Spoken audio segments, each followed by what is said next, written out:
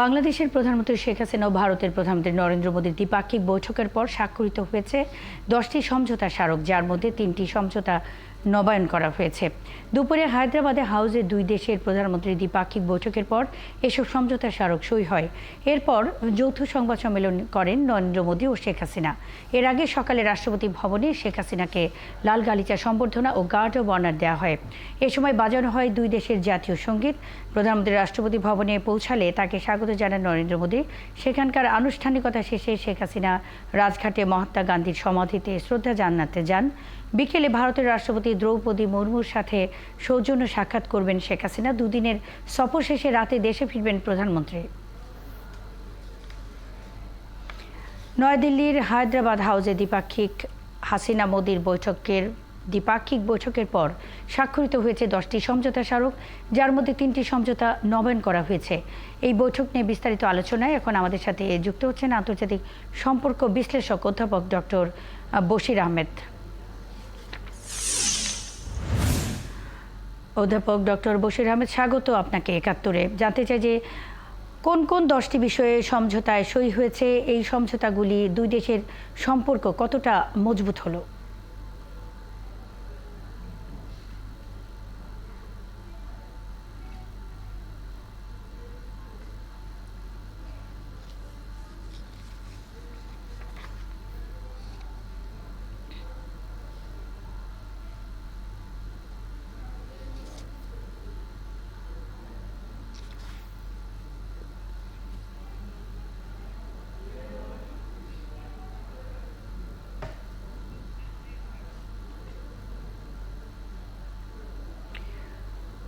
নয়াদিল্লির হায়দ্রাবাদ হাউসে হাসিনা মোদীর দ্বিপাক্ষিক বৈঠকের পর স্বাক্ষরিত হয়েছে 10টি সমঝোতা স্মারক, যার মধ্যে 3টি সমঝোতা নবায়ন করা হয়েছে। এই বৈঠক নিয়ে বিস্তারিত আলোচনায় আমাদের সাথে যুক্ত হয়েছেন আন্তর্জাতিক সম্পর্ক বিশ্লেষক অধ্যাপক ডক্টর বশির আহমেদ। ডক্টর বশির আহমেদ, নিশ্চয়ই আপনি শুনতে পাচ্ছেন। স্বাগত আপনাকে একাত্তরে।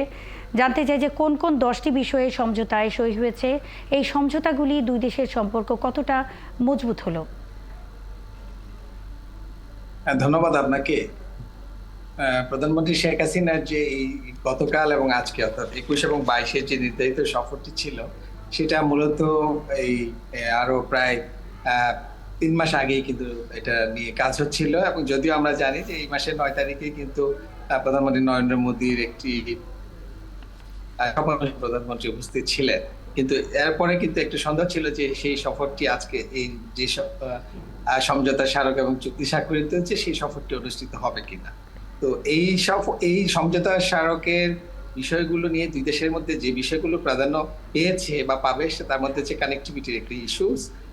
কানেক্টিভিটি হচ্ছে বহুমাত্রিক কানেক্টিভিটি। সেখানে আপনার সেটাকে আমরা সংযোগ বা সংযুক্তিও বলছি, অর্থাৎ সেখানে বাংলাদেশের সাথে ভারতের যে আপনার যে যোগাযোগ বা যেটা কি পরিমাণ বিস্তৃত হতে পারে, রেল, নৌ, সেটা আপনার আমাদের আইসিটি থেকে শুরু করে সেই ধরনের কানেক্টিভিটি, অর্থাৎ আমাদের পরিকাঠামো বা যে বিষয়গুলো আছে সেগুলো এর মধ্যে অন্তর্ভুক্ত আছে।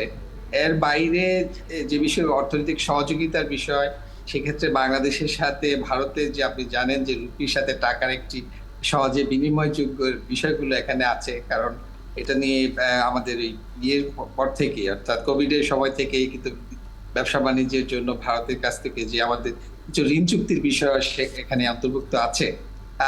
তার বাইরে যে সম্পর্ক, অর্থাৎ এই আমরা যেটা দেখি যে ইলেকট্রিসিটি বা জ্বালানির বিষয়, পানি সম্পদের বিষয়, এই বিষয়গুলো আছে। এবং আরো কিছু বিষয় যে আঞ্চলিক রাজনীতির বিষয় আছে। সেখানে বর্তমানে যে মায়ানমারের সাথে সীমান্ত সংকট, এবং আপনি জানেন যে সেখানে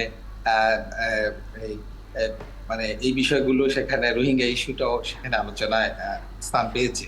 যদিও সেখানে এখন এর মধ্যে মাননীয় প্রধানমন্ত্রীর সঙ্গে কিন্তু আপনার একটি একান্ত বৈঠক এবং এরপরে দ্বিপাক্ষিক এই বৈঠকটি অনুষ্ঠিত হওয়ার কথা।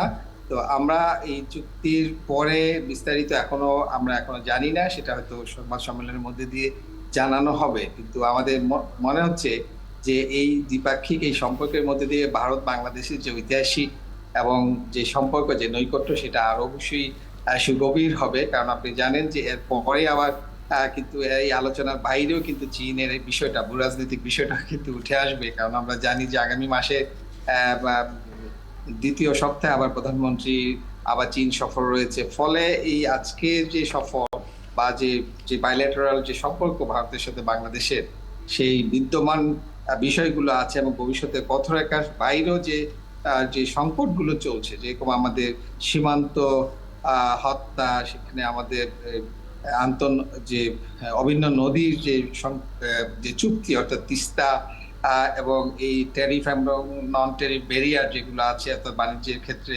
সেগুলোর বিষয় কিন্তু অনেকদিন যাবতই চলছে, কিন্তু সেগুলোর হয়তো এখনো পরিপূর্ণভাবে সমাধান হয়নি। ফলে এই আমাদের বাইলেটারাল বা দ্বিপাক্ষিক এই বিষয়গুলো যেরকম ভারতের সাথে বাংলাদেশের প্রাধান্য পাবে, একই সঙ্গে দক্ষিণ এশিয়া এবং ভূরাজনৈতিক ক্ষেত্রে চীনের যে উপস্থিতি, সেই বিষয়গুলো হয়তো আলোচনার মধ্যে নরেন্দ্র মোদী এবং প্রধানমন্ত্রী শেখ হাসিনার মধ্যে আলোচনায় উঠে আসবে বলে আমার অধ্যাপক মনে হয়। ডক্টর বশির আহমেদ, 3টি সমঝোতায় নবায়ন করা হয়েছে, জানতে চাই যে কোন 3টি?